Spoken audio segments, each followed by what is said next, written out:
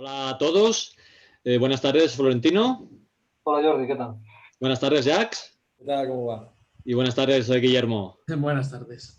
Bueno, estamos aquí con los autores de la obra H.P. Lovecraft Cadath, que acaba de publicar recientemente Diablo Ediciones. Estamos con el guionista y los dos dibujantes en lo que podríamos decir que es una obra escrita y dibujada a cuatro manos.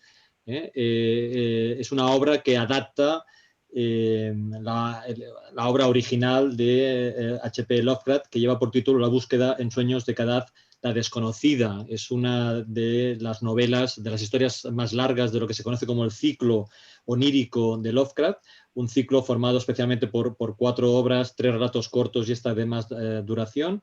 Es una obra que tiene como curiosidad que se publicó 7 años más tarde de la muerte del autor. Lovecraft vivió entre 1890 y 1937 y esta novela se publicó en el año 43, ¿no?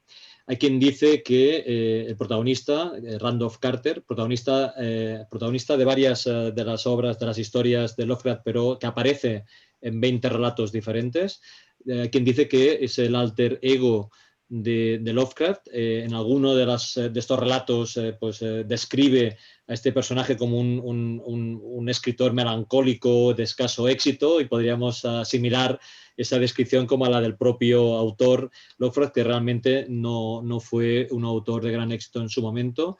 De hecho, hay alguna nota de prensa de su muerte que decía algo así como se ha muerto un escritor que no conocía a nadie o algo así más o menos, ¿no? Es decir, que fue precisamente a raíz de su muerte cuando amigos íntimos, admiradores de su obra, se preocuparon de recuperar parte de sus escritos y de su obra, y no fue prácticamente hasta los años 70 que realmente se hizo una recuperación y fue cuando realmente se valoró en esas recopilaciones la magnitud del autor, ¿no? Se considera que dos de los grandes autores del género fantástico podrían ser Edgar Allan Poe en el siglo XIX y Howard Phillips Lovecraft en el siglo XX, ¿no?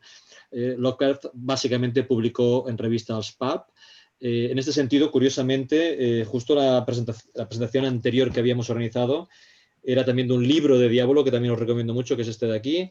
Es un libro del amigo Javier Jiménez Barco que se titula Chicago Marte por 15 centavos, una historia de las revistas pulp. Es un libro que recomiendo a todos los aficionados al fantástico porque te explica la historia de las revistas, y entre ellas, evidentemente, las revistas en las que publicó Lovecraft y en la que, evidentemente, Lovecraft también tuvo un papel destacado tanto como escritor como corrector también de muchas de las obras y de los autores noveles que publicaban en este tipo de revistas.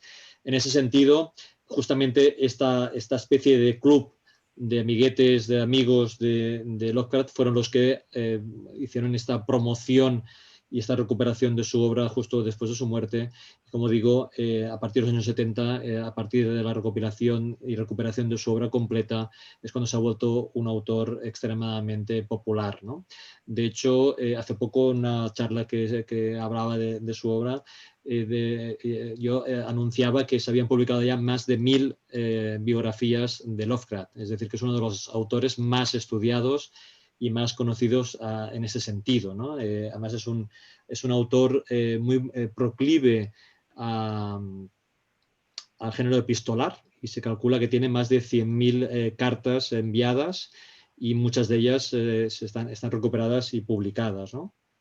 En este sentido también veremos cómo podríamos decir, avanzándonos lo que luego vamos a comentar de la obra, que pudo tener alguna de las influencias que Florentino ha recuperado como una posible influencia que podría haberle inspirado en este universo onírico con el Little Nemo de McKay. Pues que sepáis que hay un libro del año 2002 que describe de forma detallada la biblioteca que tenía en su casa, ¿no? Y que ese libro no lo tengo, llevo muchos años buscándolo, pero que describe con todo detalle y se sabe por qué por qué lo tenía en su casa. Es decir, no sabemos lo que leyó y no lo guardó, pero sí que se sabe cuál era la biblioteca que tenía Lovecraft en su casa, ¿no?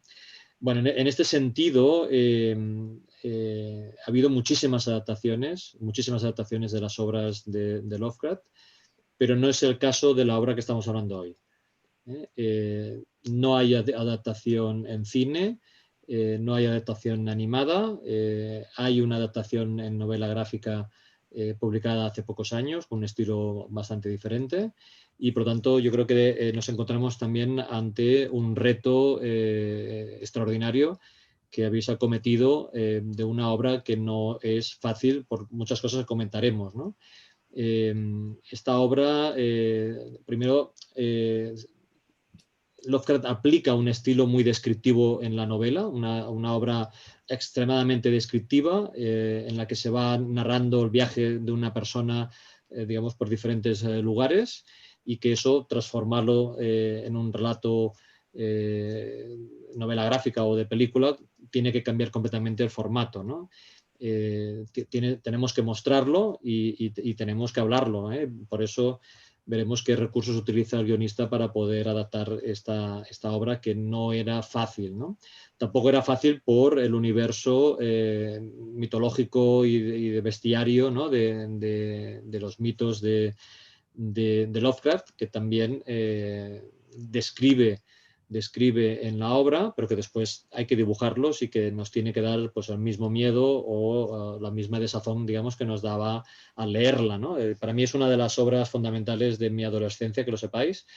Que, por cierto, le decía a Lorenzo, es que la portada a mí me tenía fascinado y muerto de miedo, solo la portada de la edición, y justamente es la edición que comenta el prologuista de vuestra obra, que es una edición de los años 70 de Alianza Editorial. Vuestro cómic tiene un prólogo de Ramón F. Pérez, que también recomiendo muchísimo, que sitúa muy bien en el contexto la obra original y vuestra adaptación. Dicho esto, a mí me gusta en estas entrevistas que expliquéis este periplo también, que a semblanza de la obra original, ¿no? de Kadath. Vosotros habéis seguido también un periplo creativo, y yo quería preguntarle en primer lugar a Florentino cuál es la génesis de la idea, cómo surge esta idea de decir vamos a adaptar una obra que supone un reto extraordinario. Hay, digamos, dos orígenes, ¿no? Uno, el que, bueno, primero gracias por la introducción, que me ha parecido impresionante, ¿no? La verdad es que sé bastante menos de Lovecraft que tú, o sea que intentaremos no hacer mucho el ridículo. Había como dos orígenes. Uno, lo que es la creación del equipo Carter, esta decisión de nos vamos a poner a hacer algo juntos, y luego lo que sería la elección de la obra, ¿no? Respecto a la formación del equipo, surgió un poco de manera natural. Ellos fueron alumnos míos hace 1000 años. A Guillermo lo había seguido en su momento y es el que primero, digamos, consigue un trabajo en Marvel, ¿no? Hace pocos años. A partir de ahí, pues Jax, un poco que había seguido otra trayectoria, pues yo creo que pensó, puedo hacerlo también, ¿no? Y empezamos a valorar esa posibilidad de vamos a intentar levantar un proyecto los tres juntos. Perdona, ¿en qué año estamos hablando? Yo creo que los primeros conceptos que yo tengo de guión son de 1917, perdón, 2017, ¿no? Uh-huh. Sí. Ya le he perdido el hilo, sí. Entonces, bueno, Guillermo, entre trabajo y trabajo de Marvel, pues tenía en ocasiones huecos, y esos huecos, pues él tiene que mantener, digamos, la mano en movimiento, ¿no? Entonces, me pidió, vamos a hacer algo juntos, ya se sumó Jax, y bueno, surgió cada de una manera muy natural. No era una obra, al contrario de lo que tú has comentado, llego muy tarde a Kadar, cuando en mi adolescencia recuerdo haber leído, pues eso, los típicos recopilaciones de relatos donde no estaba solo Lovecraft, sino que estaba Blog y otros compañeros, Yeah. y luego, obviamente, pues las adaptaciones de Brecht y demás. Pero esta obra en concreto yo me la encuentro porque una alumna quiere hacer ilustraciones como proyecto fin de carrera de ella. Y cuando yo leo el título, lo que pensé es, no existe. Esto se lo ha encontrado por internet y tal. Porque no me sonaba de nada, ¿eh? Luego ya me puse a mirar y pensé, pues sí. Y un poco como castigo por mi burrez, pues me la leí, ¿no? Y me fascinó. Tú has comentado ahora las dificultades de la adaptación y tal. Hombre, yo diría que sobre todo las dificultades son para los dibujantes. Los Sí, dibujantes son los que tienen esa tarea de visualizar el horror indescriptible y tal, y ahí me parece que sí, hay un trabajo duro. En mi caso, frente a otras obras de Lovecraft, eh, hay mucha más acción. No voy a decir que era más fácil, sí, pero comparativamente sí. Pasaban muchas cosas, había mucho cambio de escenario. Entonces, bueno, había 2 o 3 dificultades que intentamos solucionar, pero me daba la sensación de que ya estaba casi todo en la obra original, que solo había que seguirla, dejarse llevar, intentar transmitir por lo que a mí me sugería y, y- y que las dificultades estaban en el plano visual. Esta es un poco mi idea. claro. Para mí, una forma sencilla de definir la obra es que es una road movie, ¿no? Es una historia en ruta. Es una historia donde el personaje va viajando a través del desierto, a través de los mares, a través del espacio, a través de las montañas. Y por lo tanto, la exigencia gráfica es brutal, ¿no? Aparte, luego hablaremos del bestiario. Es decir, el hecho de cambiar de escenario es muy importante. A mí, las obras en cómic en la que un personaje está viajando, creo que aquí dices, estoy una semana viajando hasta llegar hasta el otro sitio. Claro, esto, la elipsis es una viñeta, ¿no? Una semana después y hay que mantener la tensión. O sea, te tienes que creer que esa persona ha estado una semana viajando y que está en el otro lado. Y yo creo que lo conseguís, pero bueno, no sé. Vamos a preguntar a los dos dibujantes, a Jax y Guillermo, cómo, cómo afrontáis el reto del diseño artístico. Hay una serie de decisiones iniciales. Entiendo que Guillermo es el primero que aparece en el proyecto. Hay unas decisiones iniciales, pues que es la elección de hacer un blanco y negro con unas tonalidades de grises. ¿Qué es lo que planteas inicialmente? Explícanos. A ver, yo en principio mi idea era hacerlo con grises, no en color. De hecho, utilizar tramas mecánicas, tramas antiguas que ya las estaba empleando en Marvel. Y creo que para este tipo de cómic, claro, en mi cerebro, en mi cabeza, todo era más terrorífico. Luego me di cuenta que esto era más, había mucha más aventura que terror, pero bueno. Y entonces, nada, fui creando una serie de personajes, de monstruos y tal, que luego ya cambió y a mejor, porque los míos eran como más de serie B, ¿sabes? De goma espuma, ¿sabes? No sé, y poco más. Eh, Jax, habla un poco, porque no sé, yo de hablar poco. Jax. Es verdad que a mí me llegaron todos los diseños de Guillermo, que eran cojonudos. Y el problema que tenía yo a la hora de dibujar es, claro, igual no tenía tanta costumbre como Guillermo al medio. Entonces, claro, me era más sencillo a lo mejor llevarlos a una lógica más anatómica a veces. Entonces, claro, mis bichos acabaron siendo al igual, no, al igual más realistas en un aspecto pues, anatómico, que es un poco Más alejado a Lovecraft. orgánicos, sí, más orgánicos, más Sí, orgánicos. Sí, sí. sí. Entonces, bueno, sí, cambiaron un poco, es verdad que cambió un poco los bichos. A Intenté no mejor. cambiarlo demasiado, pero se cambiaron de forma natural, no fue adrede, la verdad. Está claro. Pero hay una lección interesante que es que alternáis capítulos, haces el uno, o sea, los pares y los impares, ¿no? Y eso es una decisión importante porque podríais haber adoptado, digamos, los primeros uno y los siguientes el otro. ¿Hay una decisión ahí, digamos, querida por algún motivo?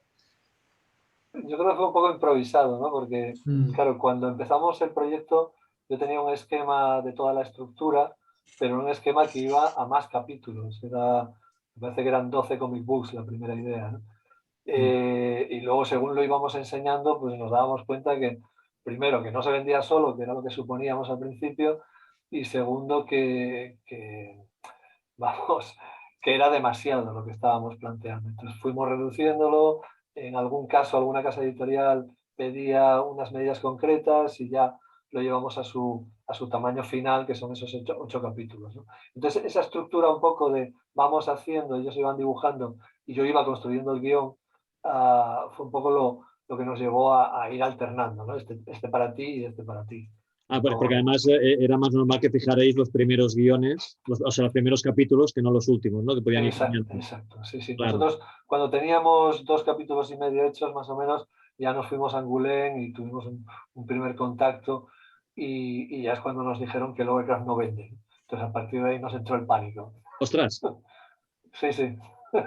Sí, Ostras. algún editor, a ver, son cosas que pasan, ¿no? Siempre es una En cuestión de... cambio, bueno, tenemos que decir que la edición de Diablo Edición es una edición magnífica, una edición en tapa dura, portada a color, una calidad de la página impresionante, del papel, y que de hecho Diablo ya tiene varios títulos relacionados con cómic y libros de análisis de Lovecraft que sí que le funcionan. Sí, claro, visto desde fuera, pues vamos, nosotros estábamos convencidos de que estábamos haciendo algo, Guillermo lo decía, ¿no? Esto se vende solo, esto se vende solo. Pero el primer contacto no fue exactamente así, ¿no? Luego sí que es verdad que con Diablo pues todo han sido facilidades y Claro. a la semana nos habían contestado y en ese sentido pues encantados con ellos, ¿no? Pero hasta llegar a esa estación el resto de estaciones no fueron tan agradables. Pues, y el tema de los 2 dibujantes, por ejemplo, era algo que nos echaban en cara. Para mí era algo natural, porque yo estoy como acostumbrado pues eso, de los periodos industriales en los que una semana a la siguiente, de un número al siguiente, cambia el autor. Para mí no supone ningún problema, casi me divierte, ¿no? El ver cómo cada autor interpreta al personaje y tal. Pero para los editores era como un escollo, ¿no? Este bien, el otro no me gusta, y cosas de ese tipo. Sí. Bueno. Yo sí que había entendido que había equipos creativos que tenían la ventaja de acabar antes. En este caso, entiendo que no era esa la voluntad, sino que teníais un interés en trabajar en equipo. Sí, sí. Sobre todo había dos cuestiones clave, que era, uno, bueno, que Guillermo rellenara sus huecos entre trabajos y dos, que Jax un poco se fuera haciendo con el medio, ¿no? Yo creo que algo que es agradable de ver en el volumen es los primeros episodios de Jax a los últimos, hay una evolución clara en el dibujo, un hacerse con el medio y yo por lo menos como lector pues es algo que disfruto. Está claro, sí, el desarrollo gráfico es brutal. Hay que decir que uno de los primeros, diríamos, arquitectos de la página, revolucionario, innovador, fue justamente Winsor McCay, que vosotros homenajeáis utilizando el concepto, digamos, de Little Nemo. Pero para mí, yo siempre explico que McCay era el que revoluciona el concepto de la página, ¿no? Yo creo que leer, digamos, Little Nemo es estar, digamos, minutos o horas en cada página, para disfrutar de cómo él experimenta con la página. Yo creo que en vuestro caso también hay algo parecido. ¿Cómo planificáis? Yo creo que es un cómic, digamos que es fácil de leer, pero yo creo que tiene que ser muy difícil de crear, porque, digamos, cada página tienes que construir esa tensión. Vosotros tenéis, fijaos, yo creo que es de los cómics más difíciles que he leído, más difíciles de crear en los últimos años, porque tenéis que crear tensión dramática, tensión de acción, tensión emocional, tensión, digamos, de amistad, de relación personal, y todo eso lo tiene que transmitir la página, ¿no? Y yo creo que lo cubrís muy bien, ¿no? Porque hay páginas, hay páginas completas, hay dobles páginas, hay páginas horizontales. Yo creo que la construcción de la página también os ha servido como un laboratorio de experimentación, ¿no? Bueno, hombre, piensa que yo fui en su momento redactor de la revista El Bendigo y uno de los primeros que empezó a hablar de McCay en España, investigándolo seriamente, fue Faustino Rodríguez Arresú, que era el director, ¿no? Entonces yo eso lo he mamado durante muchos años, lo tenía muy claro. Llevo años pues, colaborando con Guillermo en cuanto a la puesta en escena, cuando le llegan los guiones, me encargo de lo que es la planificación y digamos que tengo una enciclopedia en la cabeza, entonces a mí me pones un guión delante y enseguida digo, ¿cómo lo haría Nilas? Normalmente siempre pienso cómo lo haría Kuber, ¿no? Y a partir de ahí trabajo. Entonces, esa parte no me resulta difícil, digamos. Es la parte que me divierte, me sale de una manera natural, no me cuesta nada y luego aparte, bueno, yo se lo brindo a ellos y ellos, si lo siguen o no, la verdad es que no lo miro, a menos que no me guste, entonces digo, a ver si me han cambiado algo, pero si no, normalmente ellos lo interpretan a su gusto y lo toman como Claro, punto de claro. partida. Pero no es por quitarnos mérito, pero es algo como natural, ¿no? Sí. Yo sé que eso lo hago bien, vamos a decirlo así.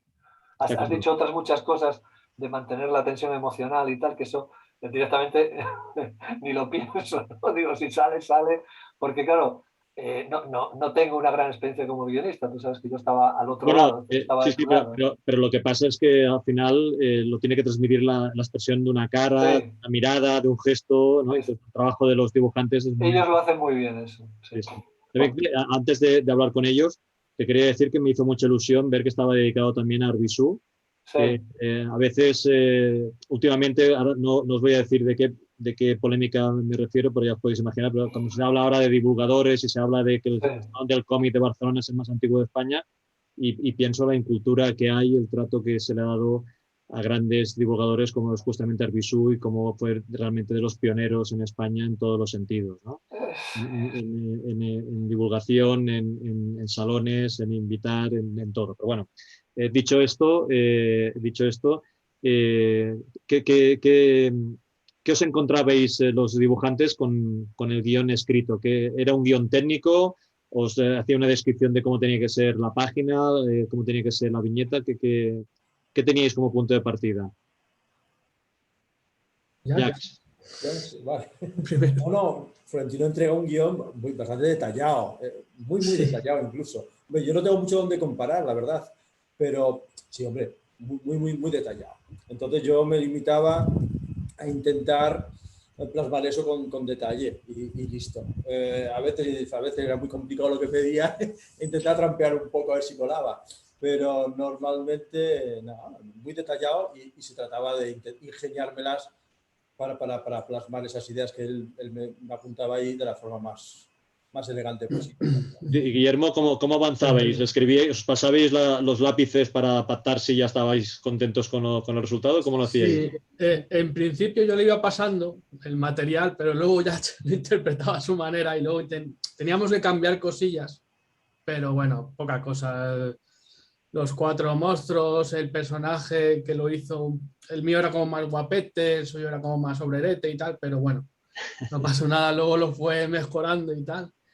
Y bueno, en cuanto al guión, en comparación con Marvel, sí que yo creo que da un poco más de detalle. Los de Marvel te dan un poco más de libertad, te dicen, más o menos pasa esto, pero bueno, tú vas haciendo. Y aquí había un poco más de información. Pero bueno, yo me he acostumbrado con los años a resolver lo que me ponen y ya está. No me suelo comer mucho la cabeza con. O sea, lo leo, me entra en la cabeza, en la imaginación y tal, y lo interpreto y listo. Y normalmente suele ir bien. Claro, claro. No, Pero, no. ¿hicisteis primero todos los lápices y luego hicisteis la tinta? ¿O ibais Ah, haciendo? bueno, sí, sí. Bueno, yo los lápices, sí, el primer número y el segundo número sí que empleé los lápices normales, ¿no? Los Sí. clásicos.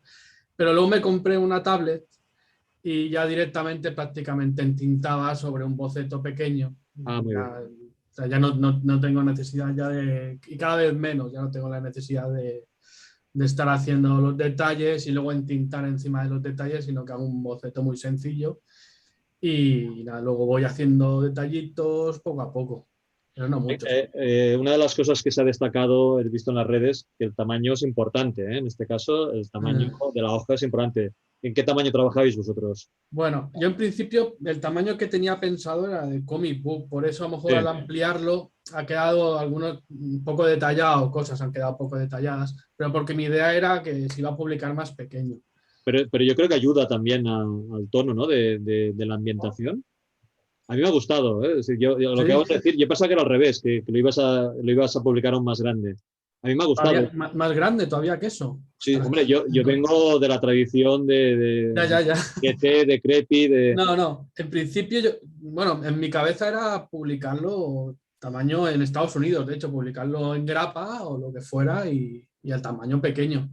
Digo, por eso no me esforcé más en hacer los detalles, que bueno, no pasa nada. Mientras se pueda leer, para mí ya me vale. No soy un autor le importe el tema de que haya muchos detallitos o que haya muchas historias. A Claro. mí me interesa que se pueda leer rápido y bien. Al fin y al Bueno, cabo, pasas por encima. sí, pero yo creo que es un cómic que es muy importante la expresividad del momento, ¿no? Es Eso decir, sí, hay muchos primeros planos, hay mucho, ¿no? de miradas claro. sí, sí, yo creo Sí, que sí. al hacerlo más grande yo creo que también ayuda. No lo sé, ¿eh? Porque esto lo podíais haber Es pactado con que el editor. Es que un Sí, dibujante, al ser mi obra, o ser la obra de Jax, el dibujante siempre va hacia los defectos. Ah, Claro, yo cuando abro y digo, joder, mira, esto lo podía haber cambiado, mira esto, otro, mira tal. Y es lo malo, pero luego cuando veo la reacción de la gente, cuando lo lee y tal, hostia, qué dibujos más chulo, digo, pues ya está bien, sí, así está bien, pues. claro, claro, claro que sí. De momento hay que decir que el cómic salió hace un par de semanas, habéis tenido ya alguna presentación aquí en Mallorca y la Sí, acogida ha sido fantástica, ¿no? sí, sí, sí. Los comentarios que os llegan. Sí, sí, vino bastante gente. Ahora creo que de las presentaciones que ha venido más gente, que la organizada nos dijo eso. O Muy sea, es bien, perfecto. pues Se me alegro vendieron muchísimo. 50 ejemplares ese mismo día. Pues Y porque no había más. me alegro muchísimo. Sí, Entonces, en esta decisión de estilo, por lo que aparece en la documentación, Jack se queda con las páginas de Little Nemo, ¿no? sí, sí. Al principio era una cada uno, pero no le gustaron las páginas que hacía yo. Entonces se las puso a él, por mí mejor.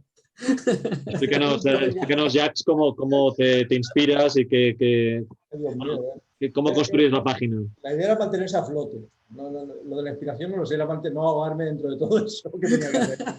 Ya está. No, a ver, era un soplo de aire, era un divertimiento eso, porque era irme a otro estilo y era como más. Un homenaje, ¿no? Sí, claro, la carga era me daba la sensación que era una carga más liviana. Eso, Sí, al principio lo hacía al mismo tiempo que hacía el número normal y al final dejé unos cuantos para el final por el cambio de estilo, que también eso, preferí dejarlo para el final para decir, sí, sí, bueno, ahora sí. me pongo con este estilo y ahora me. Pero la verdad que fue muy, muy, muy divertido. Muy Ah, divertido revisar el autor, que lo conocía, pero nunca me había puesto a noches a mirar y mirar y mirar. Y la verdad que está gozada. Y muy divertido hacerlo también, porque es un estilo muy, muy, muy cariñoso de dibujar, muy, muy sí. bonito. Entonces lo disfruté, la verdad que lo disfruté. No sé si tienes niños pequeños, pero yo Little Nemo lo utilicé con mis hijos pequeños.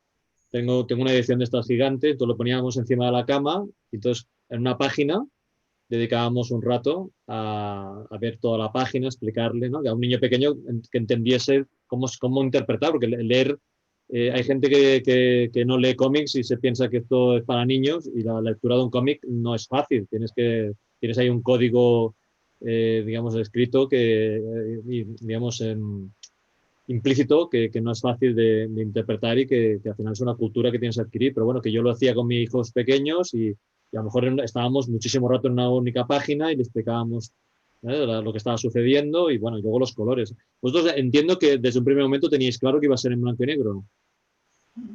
hice una prueba, bueno, hicimos algunas pruebas en color. Cuando yo vi las portadas porque al principio teníamos ese concepto de comic book, y entonces Jack llegó a hacer portadas para el primero y el segundo número, con ese estilo pictórico que es el que ha salido finalmente. Sí, Y en algún momento dijimos, uy, qué buen color que tiene este chaval, que haga también pruebas para interior. Y hizo dos pruebas de 2 páginas y estábamos encantados. Entonces, lo que no nos habíamos planteado en ese momento nos lo planteamos, pero económicamente no era viable. Era como, ya no solo, digamos, pagar la impresión, sino sobre todo pagar su trabajo de colorear las páginas. ya. Era como, no nos lo podemos plantear. No, porque al final no lo hemos aclarado, pero yo creo que al final habéis estado cerca de 4 años trabajando en el proyecto, ¿no? De manera ininterrumpida, o sea, interrumpida. Trabajábamos de vez en cuando, pero sí, 4 años. Sí, sí. Eso es una cosa curiosa de varios dibujantes que me explican que como hobby, cuando no trabajan, lo que hacen es dibujar, ¿no? Es que les gusta, les gusta. Sí, sí. Pero también, bueno, en mi caso que tengo más experiencia, yo he detectado una evolución, o sea que además si está, como me decís, está dibujado, digamos, en orden, hay una evolución en el dibujo, se aprecia digamos, que al principio es más tosco y cada vez fluye más el dibujo, ¿no? No sé si estáis de acuerdo. Sí, Sí, yo creo que seguro. Guillermo no, al igual Guillermo ya tiene un estilo ya a lo mejor más asentado, pero en mi caso, desde luego, sí, hombre. Miras el primer números, miras el último, yo creo que sí se nota algo. Primero por el medio, que era la primera intentora que hacía solo en digital. Yo no usé digital para este proyecto. Entonces, adaptarme al digital pensé que sería mucho más fácil y la verdad que primero noté ahí una dificultad. Y después también por cuestiones de estilo y tal. Sí. En los últimos números estaba mucho más cómodo. Está claro. Bueno, en tu caso porque no tenías esta experiencia previa. En el caso de Guillermo, porque todo el mundo te pregunta por Marvel, yo te voy a preguntar por Camisa de Fuerza. Sí. Con el guión del Torres, bueno, yo presenté el corto en su momento. Yo soy colaborador del Festival de Sitges y estoy presentando el corto, o sea, para que veas que este mundo es muy pequeñito. Yo colaboro en el Festival de Cine de Sitges, de Cine Fantástico. Camisa de Fuerza es como una especie de preámbulo a esto que estamos hablando ahora también, ¿no? Sí, bueno, Camisa de Fuerza era más de terror, pero que es lo que a mí me pone el terror. Y la verdad que tuve bastante suerte el poder trabajar en ese cómic, porque además nadie me conocía en España ni en ningún lado. Bueno, había publicado cosillas, pero poca cosa. Y a raíz de ese cómic fue cuando tuvieron más o menos éxito. Bueno, éxito no de ventas, pero sí de críticas. Y enseguida pude meterme a trabajar en Marvel para estilos parecidos, para estilos oscuros. Y la verdad es que estoy bastante contento. O sea, hace poco hicimos una reedición y estoy encantado con ese cómic. Y con el cortometraje también, la verdad. Claro que sí. ¿Tú estás de acuerdo con la afirmación? Yo digo muchas veces que el terror es lo más difícil de hacer en cómic. No. Es que para mí me sale. Es que llevo desde pequeño viendo películas, leyendo cómics de terror. Y la verdad que me sale natural. A mí todo que sea o cómic de humor o cómic de terror. No, para eso no tengo problema. En cambio, si me pones a hacer superhéroes o si, yo qué sé, cosas espaciales. El cómic espacial hace muchos años trabajé en una space opera de esas, ¿no? Que dan 104 páginas de cómic espacial tipo Star Trek. El dolor de cabeza. Ahí lo pasaste mal. Pero digo, como lector, o sea, leer un cómic y que sientas miedo. Vale. Bueno, hostia, sí. Eso es muy difícil.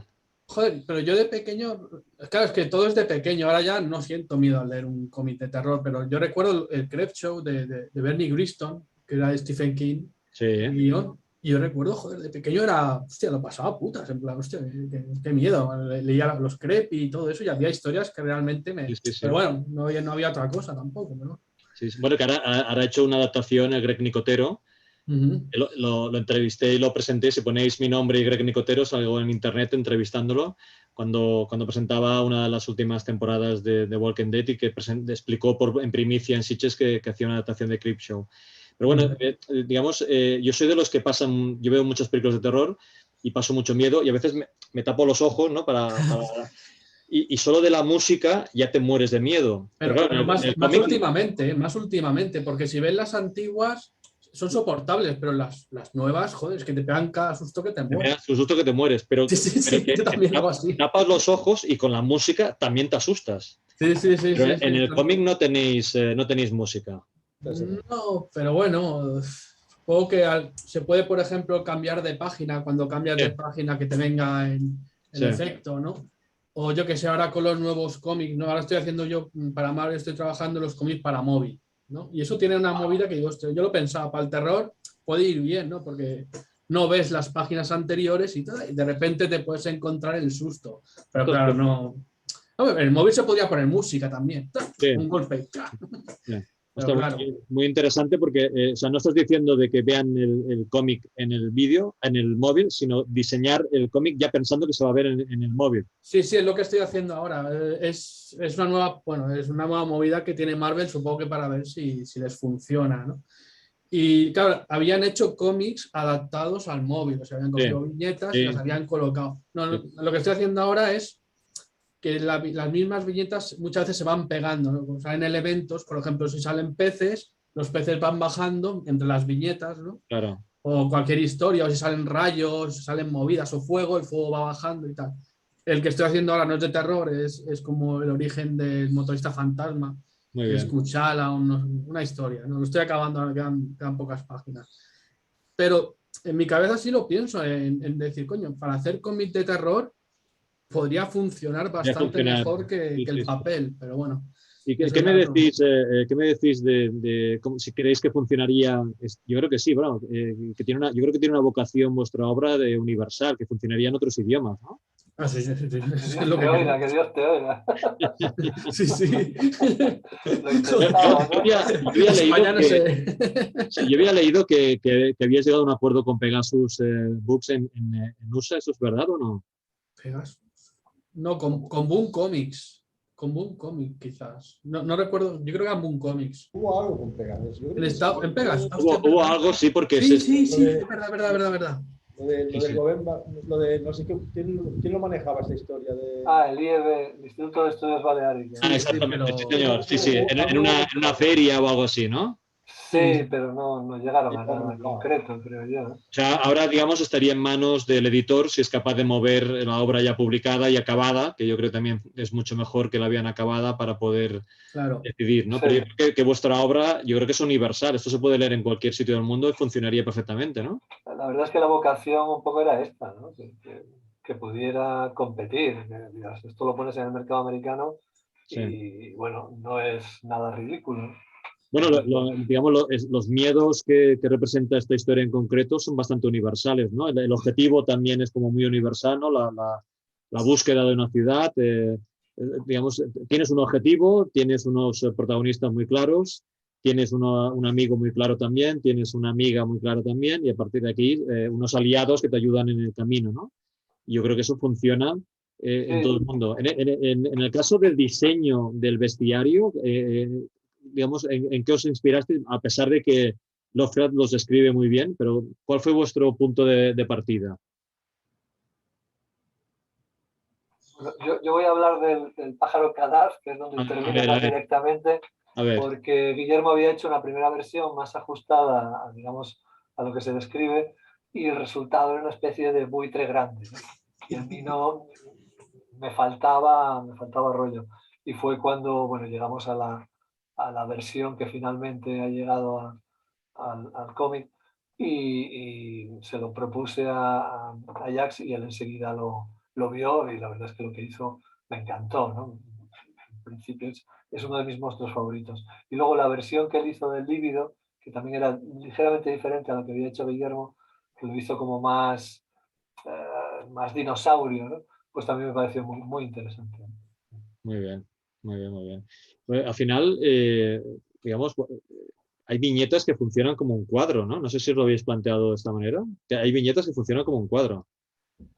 Yo, antes comentabais lo de Creepy, y yo creo que para mí hablar de terror es hablar sobre todo de Warren, Sí, o las historias que yo recuerdo que más me aterrorizaron son las de Warren, y yo creo que en ellas esa mezcla de buena planificación y grandes dibujos sí, funcionaba de una manera muy efectiva, ¿no? El trabajo de un Rasheed o de un Williams o gente por el estilo, que no era ya solo que las viñetas te asustaran, que encima si tenían a un guionista pues como Archie Goodwin o como Bruce Jones detrás, pues se generaba un clima que te iba llevando y al final eso es lo que producía el terror. Pero es que luego además había un dibujo, yo se lo decía a Jax, digo, es que hay veces en que tu dibujo, pues eso, me recuerda a un Ángelo Torres o ilustradores que pierden el tiempo con el detalle y que hoy por hoy, con lo que se ganan los TVOs, sobre todo en España, pues claro, nadie puede hacer eso, ¿no? Y nosotros pues nos hemos pegado este lujo y esperamos en algún momento amortizarlo de alguna forma, ¿no? claro. Yo creo que todo el mundo va a destacar la edición y va a destacar el dibujo, el dibujo gráfico, una obra absolutamente maestra. Pero claro, yo tengo ahora aquí a Florentino y tengo realmente que felicitarte porque vuelvo a decir que lo que queda digamos, de la lectura es una aventura, quedan unos valores, ¿no? Hay una amistad, hay un respeto, hay un honor, todo eso traspúa, digamos, en la historia y yo creo que has sabido, además incluso ahora que yo no sabía que la habías tenido que reducir aún más, yo creo que has sabido que respire, digamos, esos espacios, esas elipsis, esas miradas. Yo creo que hay mucho trabajo también, me imagino, digamos, de preparación, lo que dices tú, de planificación de la página y de preparación de la viñeta, aunque haya con menos texto, ¿no? Sino que tú, me imagino que a veces te vas a decir, mira, aquí te escribo menos, pero te tengo que explicar lo que pasa porque es que es fundamental, porque yo creo que los valores son aquellos comportamientos sociales que las personas aceptamos como normales y son muy difíciles de explicar, pero muy fáciles de ver. ¿no? Porque a partir del ejemplo, ¿no? Hay momentos cuando el Carter dice hay que salvar a tal, ¿no? Y el gato dice, ostras, pero si somos pocos y estos son muchos. Y el otro dice, es igual, pero hay que salvarlo. Ostras, esto a mí me emociona, o sea, estoy ahora diciéndolo y me emociona, ¿no? Y, ostras, tienes que llegar a un nivel de sensaciones para comprender ese comportamiento, ¿no? O sea, tienes que preparar al lector para que, hostia, Dios, es que entiendo que haga esto porque realmente son amigos, ¿no? Incluso ya no hablamos ya solo de elipsis, del viaje en sí, sino de elipsis de sensaciones que vienen del pasado, ¿no? Por ejemplo, con la reina Curanes, la reina Curanes, pues que estamos hablando de cosas que no han pasado, que han pasado en el pasado y que tienes que interpretar a partir de los gestos, las miradas. Y no sé, me parece fenomenal el trabajo de planificación que has realizado como guionista. Bueno, yo ¿qué te voy a decir? Te lo agradezco. Ya antes comentabas lo de que era como una road movie, ¿no? Yo entiendo que sí se puede entender así, pero yo lo veía de otra manera, porque en general las road movies me aburren, ¿no? Y lo que digo es, lo que me interesaba en este caso es que hay una meta muy clara, ¿no? Sí. El héroe no es esta cosa de aprendo en el camino y tal, sino que el héroe realmente no cambia mucho, pero sí que tiene una meta concreta, ¿no? Entonces esa meta, yo sabía que el guión, digamos, estaba bien anclado porque era tirar de ese hilo, ¿no? Todo, cualquier cosa, cualquier peligro, todo, el héroe lo aparta y no se desvía de su meta, ¿no? Entonces eso me daba seguridad en gran medida, ¿no? Y luego lo que comentas de planificación y expresiones, claro, yo tiendo a pensar que la parte de planificación, ya te he dicho antes, como me sale fácil, no le doy mucha importancia, en cambio sí que valoro muchísimo cuando el dibujante es capaz de añadirle carne y sangre a eso, ¿no? A hacer una expresión, un gesto que es el gesto exacto para lo que no está dicho, lo diga el dibujo, ¿no? Yo eso lo valoro muchísimo. Está claro. La parte de Curanes que mencionas para mí era la gran dificultad de la historia. Estaba en el centro del relato, hablaban mucho y había que de alguna forma convertirlo en algo visualmente atractivo, y para mí ese fue el capítulo difícil. Sí, sí. Y había que hacerlo verosímil, que se entendiera bien. Sí, sí, sobre todo que no aburrir a la gente con los diálogos. Esto me obsesionaba. Sí. Sí. Bueno, esto de los diálogos es un tema interesante, porque yo creo que este cómic no es para todos los públicos. O sea, el que compre este cómic tiene que saber que va a leer una historia de Lovecraft, ¿no? Pero bueno, esto, claro, siempre, ¿no? Cuando es un relato o una novela también, ¿no? Pero que, ostras, yo creo que no es un cómic fácil, ¿eh? No lo sé, ¿eh? ¿Qué nos parece? Hombre, yo pienso, la idea habitual de Lovecraft no se corresponde exactamente con esta historia, ¿no? O al menos la que yo tenía en la cabeza de pequeño hombre enfrentado Sí. a esos dioses que siempre son monstruosos y tal. Y en este caso, bueno, era otra cosa, ¿no? Alguien lo ha dicho que es un relato más parecido a lo que habría escrito Howard, quizás, ¿no? Tiene ese punto del héroe contra todas las dificultades. Y en ese sentido me parece, lo que decías tú antes, ¿no? Bastante universal. Sí. Pero vosotros habéis hecho una apuesta por adaptar, habéis creado un equipo creativo, de hecho lo habéis bautizado como el Grupo Carter, ¿no? Entre nosotros y de cachondeo, ¿no? Claro, ya, pero no, me parece bien.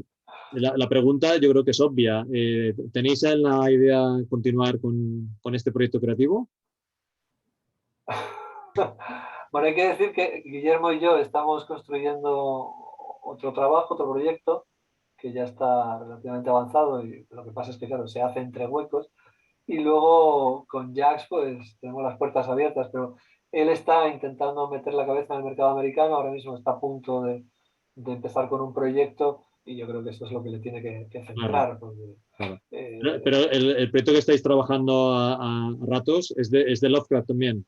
no. Ah, okay, de acuerdo. Ok. O sea, habéis conseguido hacer un equipo creativo y luego ya irán llegando las ideas. Sí, hombre, si esto, yo qué sé, si es un superventa, si hay un filón Lovecraft, yo puedo pasarme el resto de mi vida haciendo Lovecraft, pero vamos, no creo que sea así, ¿no? Claro, bueno, Lovecraft tiene adaptaciones en cómic maravillosas y aquí tiene un potencial, como decía Guillermo, también de escenografía y de diseño de personajes absolutamente también maravilloso. Ahora Florentino nos ha dicho sí, un poquito en qué estáis trabajando. Ya para ir acabando la entrevista, presentación, os quería justamente preguntaros esto, ¿a qué os estáis dedicando ahora? Más o menos habéis dado unas pinceladas, porque Guillermo también ha dicho que estaba haciendo un comic book de motorista fantasma para el móvil. ¿Qué podéis explicar? Bueno, tengo un par de posibilidades de entrar en el mercado americano y estoy ahí pues esperando que me lleguen su guión. Haciendo pruebas. Haciendo pruebas. Y yo estoy acabando el que estoy haciendo ahora de Kushala, que bueno, no es el motorista fantasma, ojalá saliera el motorista fantasma, pero bueno, es otra movida. Y ahora empezaré uno de Iron Fist. No, Iron Fist no. Iron Fist ya lo he hecho. Iron Man, de terror. También un one shot de terror. Y luego supuestamente Blade, también de terror. A ver si me van metiendo por esos agujeros, ya me vale. Y seguir trabajando con Florentino. Pero Blade, a ver si conseguimos que se haga la película. Podrías estar ahí. Sí. No lo sé, hay películas nuevas. No tengo ni idea, la verdad. Bueno, sí, se está hablando. A mí me gusta la primera que hicieron. Sí, claro, como todos. Sí. Oye, pues no sé si queréis hacer alguna última afirmación, algún comentario. Ahora que, como se suele decir, ahora que nos están escuchando. Bueno, que no se fíen de lo que oigan por ahí, que cojan el TVO, que lo lean, que lo compren. Que compren todos los que puedan, que se lo regalen a sus familias, que de eso se trata. Cuanto más lo lean, mejor. Pues oye, muchísimas gracias. Hay que siempre felicitar también al editor, en este caso a Lorenzo Pascual, por una edición impecable. Yo creo que ha sido una decisión magnífica, una edición extraordinaria en cuanto a calidad de papel, en calidad de la edición, la tapa, el color, magnífica.